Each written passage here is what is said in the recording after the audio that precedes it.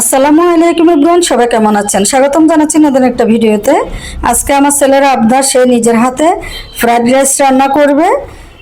তার আবদারটা আমি রেখেছি। তো এখন চিনি গুঁড়ার চাউলটা এখানে গরম পানিতে দেওয়া হয়েছে, সামান্য কিছু সয়াবিন তেল আর লবণ আর হচ্ছে তেজপাতা, এলাচ দেওয়া হয়েছে। 80% চাউলটাকে সিদ্ধ করে নেবে।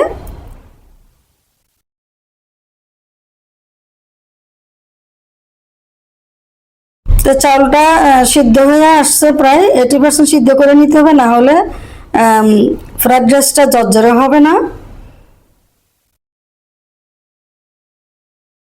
আমাকে বলছে তুমি দাঁড়িয়ে দাঁড়িয়ে দেখো আমি রান্না করি, কি আর করবো, আমি দেখতেছি দাঁড়িয়ে দাঁড়িয়ে। আর এখানে হচ্ছে সবজিটা আগে একটু ভেজে নেওয়া হবে। এখানে সামান্য ঘরের কিছু উপকরণ দিয়ে, অল্প উপকরণ দিয়ে ফ্রাইড রাইসটা রান্না করা হবে।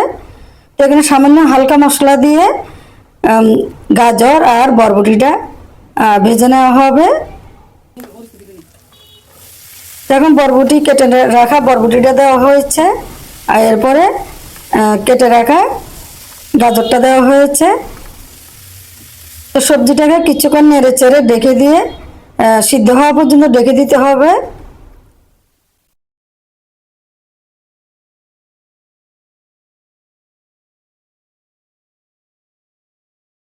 তো 1-2 মিনিটের জন্য ডেকে দিয়ে রান্না করে নেব। আর এখন ফ্রাইড রাইসটা, সিদ্ধ করা রাইসটা এখন দিয়ে দিব। তো নেড়ে চেড়ে সব সবজির সাথে মিশিয়ে নেবে।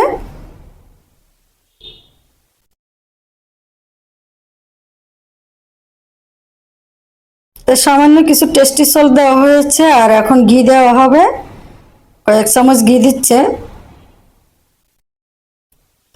তাহলে ফ্রাইড রাইসটা খেতে খুবই ভালো লাগবে।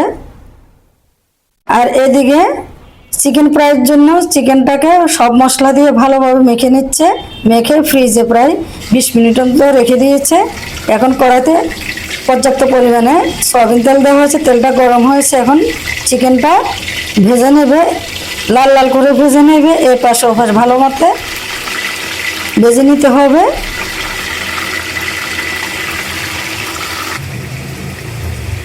আমার ভিডিওটা যদি ভালো লাগে অবশ্যই আমার পেজটি ফলো করে লাইক কমেন্ট করে সাথে থাকবেন। সবাই সবার ভিডিও দেখে সুন্দর গঠনমূলক কমেন্টস করবেন। তো হয়ে গেল ফ্রাইড রাইস আর হচ্ছে চিকেন ফ্রাই। ভিডিও ভালো লাগলে অবশ্যই শেয়ার করবেন, সুন্দর গঠনমূলক কমেন্টস করবেন। তো এখন আমার ছেলে গরম গরম পরিবেশন করবে শসা লেবু দিয়ে। তো সবাই ভালো থাকবেন, সুস্থ থাকবেন।